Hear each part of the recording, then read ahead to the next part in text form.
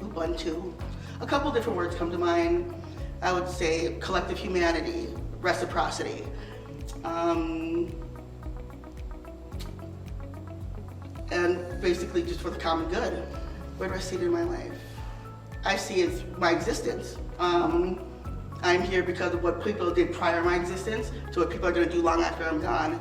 I don't believe anything was established from one sole, individual putting in an X amount of works per se.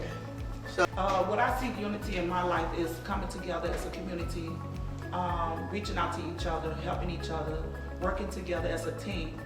And if your heart not in something that you're not working, that you feel in this community, I feel that you should not be involved.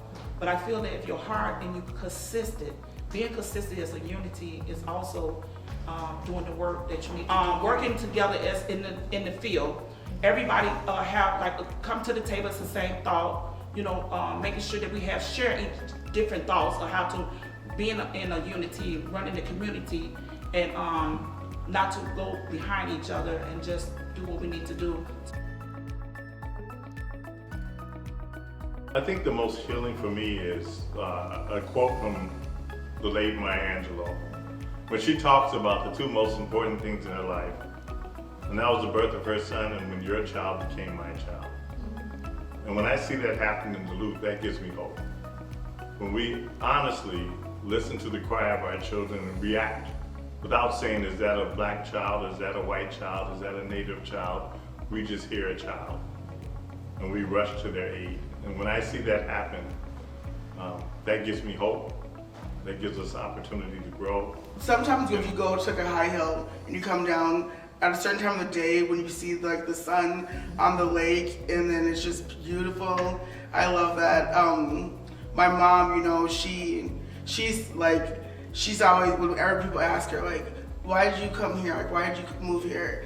And she'd always say, she wanted to raise her kids here because she didn't want to raise them in, Louisiana, where she's from, predominantly black folks. So she felt like it would be a safer environment for them in Duluth, Minnesota, predominantly white people, but her worst fears came true here. And when she says that, I tremble. That's so sad. Imagine your worst fears coming true somewhere where you sought haven, And also, so she would tell me she used to work at UMD, and so she would say when she was having a really, really bad day, she would go to the top of the hill and look down and just look at the lake and just power walk. And so nature is definitely beautiful here. It's insane, the views from the lake coming. We need funding for education, for healthcare, for employment and opportunities. It's often said as people of color, we're often, a circle being put into a square peg. But if you've ever done that before, there's those spaces in between that square that we just can't reach. So we need money and funding and opportunity to reach those goals, that check that was never promised and written to us as people of color.